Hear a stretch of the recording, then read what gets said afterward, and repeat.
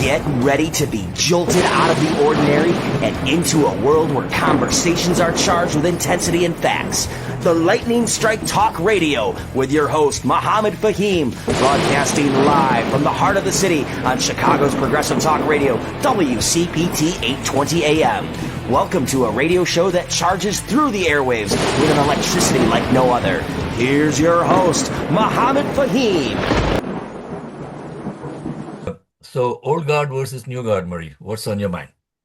Yeah, as a precursor, listeners should know I'm going to be bringing on some what I call new guard candidates. Okay, so Nick is Here's joining us what also.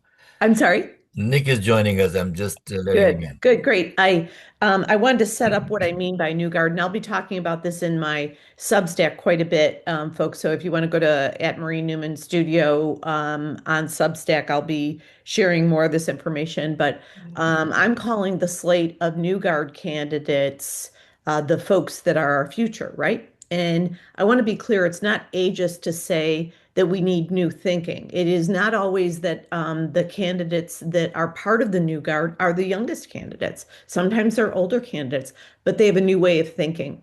It is no longer acceptable to the American public to be highly incrementalist. Of course, sometimes we can only get smaller things passed, but in general, we do have to be big, bold, and transformative. We are in an FDR period. I really believe that 100%. We have an economic front that where we have haves and have-nots worse than ever before. Very similar, interestingly, in terms of the disparity between folks in working families and workers to the very richest, it's actually worse than it was during the Depression in Yeah, terms of those two groups, 1933. comparing those two groups. So the economic equity in this country is zero. It's only inequity. The average homeowner or the average age of a first time buyer is now 40 years old. It used to be 28 just 10 years ago. Yep. So we are no longer in a situation where we can keep sweeping it under the rug. My mom had an old saying like, if we keep sweeping stuff under the rug, there's going to be a big bump and someone's going to trip and fall. And we've tripped and we've fall. So, we are where we are. But this new guard are folks that think differently about the economy, healthcare, everybody's everyday issues, right? And they think differently. You know why? Because they've lived it. And this is the thing. So whether it is, Abdul, who's running for Senate in Michigan, or it is, Graham Plattner in Maine, everybody says it a different way, but is talking about affordability. There's an old saying, and it's super corny, all politics is local. It is incredibly true. So, I'm coaching about 8 candidates right now, and I keep telling them, talk about it the way your district talks about it. Sit down with everybody.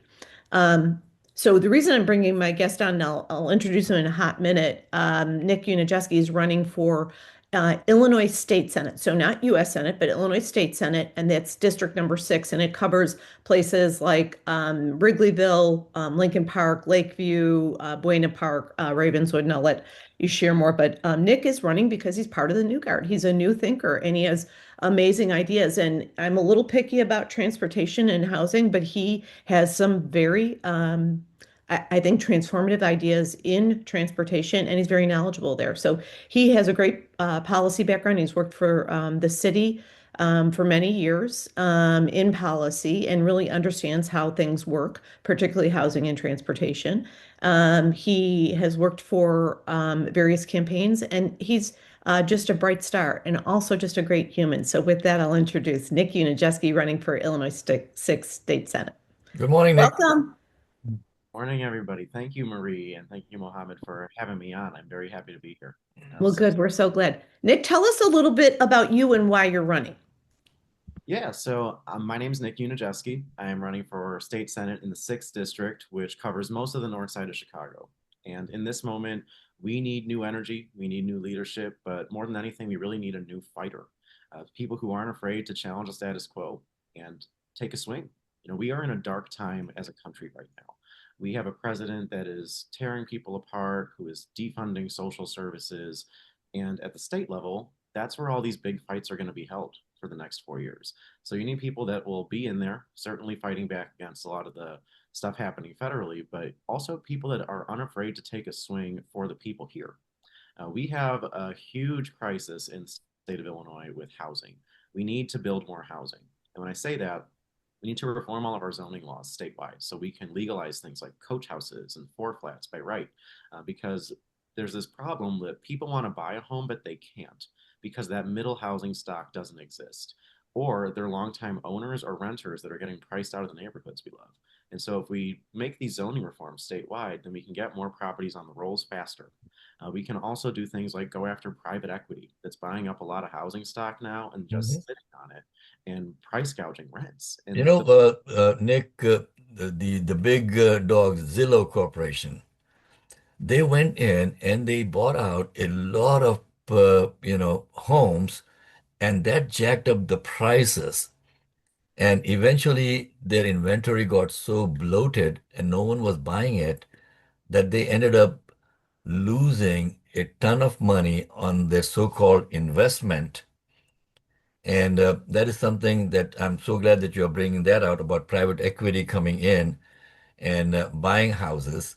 The zoning requirements, I don't know if you are aware that I'm a commissioner over here in my local village for the Planning and Zoning Board of Appeals. And the Plan Commission, I see a lot of new developers coming in and wanting to build only rental housing now. Because, like Marie was saying, the average age for a new home buyer is now 40 years old. It used to be 28 about 10 years back. Young people are being squeezed out of the housing market. Yeah, and in our area too, I mean, there are lines around the block in Lakeview to rent. People are outbidding each other on rents because there's just not any housing available. That we need to build more and do it at a pace that keeps up with the demand. It's just not happening now. And we need Democrats to get in front of it because a lot of the states that are making these reforms to both the zoning, also things like construction codes, they're states like Montana, they're states like Texas. And we know that if we don't build more housing, people will move. They will move to those states where it is more affordable, like Montana or Texas. We've seen them gain congressional seats in the last census. Illinois is on track to lose maybe one, maybe two seats by 2030. And so if we do nothing, people are going to move out of our state, and we might honestly never win an election again as Democrats. So if you're not going to build have more housing for economic reasons, do it for winning elections, do it for electoral. Practical. Yeah. You hit a nerve with me talking about when you're living in this economic environment and housing, what's the next biggest expense next to healthcare is transportation, right? So tell us a little bit about your policy because I think you have a really unique way of looking at it. Please share. Yeah, on transit, we have more people in this district that take transit to work than anywhere else in the city. I don't have a car, and I don't hate people who do have cars. It's just we should be planning our future around a different kind of movement because people don't move the same anymore. Yeah. We can't just keep throwing money at a system designed decades ago that refuses to change. So I'm very thankful that the state did fund our transit, but we have to modernize it at the same time. I would love to have a bus lane on Lakeshore Drive so we can actually get to and from downtown. Would be great. That's the biggest thing. I grew up in Orland Park and I went to Loyola, go Blurs. But it took me 2.5 hours on two different trains to get to and from downtown every day. No one's going to take the train if it takes twice or three times as long to get where you need to go versus going in a car.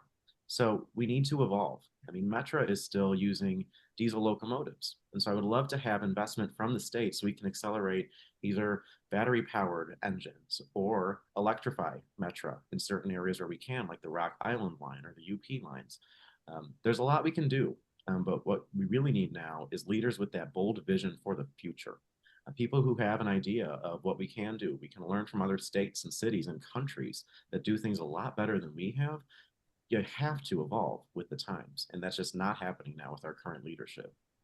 It is shameful that we do not have high-speed rail in this country when almost all of Europe, most of Asia, like it is It is a joke that we don't have high-speed rail and we don't have renewable energy rail and all the things, right? It's embarrassing. It was my biggest frustration in Congress when I sat on the Transportation Committee that people just could not understand this, and some Democrats too. It was mostly Republicans, but Democrats. Let's turn our attention. There's lots of things that are quite frankly scary with this administration that affect local politics. So, Nick, what do you think is the number one thing that we're ignoring at our risk here that maybe we all don't have our eye on? There's a lot that's happening. People are angry. People want hope in what can be. Yeah. Our district, we have the highest concentration neighborhood, the largest LGBTQ neighborhood in the Midwest, and that, of course, is Mhm. North Halstead. And Yeah. people are really worried about their rights being under attack. We're seeing the president attack trans people all day long, every day. We're seeing other states roll back abortion rights. We're seeing them do terrifying things that we are saying sentences where we never thought we would say. They're kidnapping people from our streets in Lincoln Park and Lakeview. So they want a champion. And so when we talk about the old guard versus the new guard, it's again not being afraid to take a swing, sometimes even against our own party. The structures Okay. we do not understand the fire on the ground right now. People that really want something more. Right. It Nick, is I think I agree with you that we got to take a swing at our own party. That's where the rot is starting now because the old guard just does not want to give up their old ways of doing business. It's the same old thing, and I get so frustrated when they are not listening to the public out there. They are listening to pollsters. Okay, the pollsters.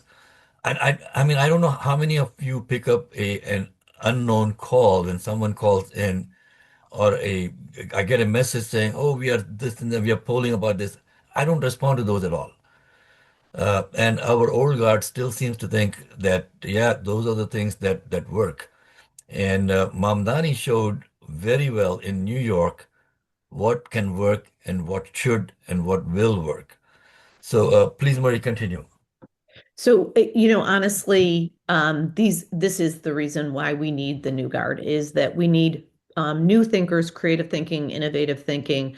And when I say new thinking, it can be someone younger like Nick Uniejewski, or it could be someone older with new thinking. But I think we all want a fresh perspective, and I do predict here and now that we will see the new guard flush in. I think that if we drill up to Congress, that the new guard is probably going to replace. I bet we get 40 seats this time, and it'll be in some cases taking out incumbents that maybe we thank them for their service and they move on, and time to move on, or Republicans. So I think we're going to have a big bold wave come in, and that will allow us to have new thinking.